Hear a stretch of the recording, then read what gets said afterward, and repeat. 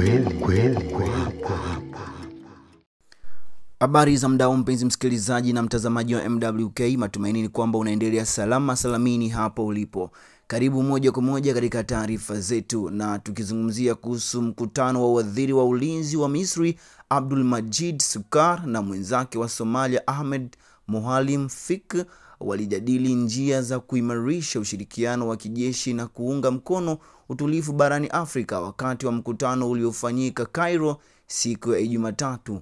Mawaziri hao walichunguza njia za kuboresha ushirikiano wa kijeshi kati ya majeshi ya nchi zote mbili na kuunga mkono juhudi za usalama na utulivu ndani ya bara la Afrika. Kulingana na taarifa iliyotolewa na jeshi la Misri, Sukar alisisitiza uhusiano wa kina kati ya Misri na Somalia na dhamira ya nchi yake ya kupanua ushirikiano kati ya nyanja mbalimbali za kijeshi kulingana na taifa hilo. Lakini pia hizo ni taarifa zilizotoka kabisa ndani katika ikulu, lakini pia na katika habari kutoka katika washirika walikuwa katika mkutano huo, lakini pia na vyombo vya habari viliweza kutangaza mkutano huo.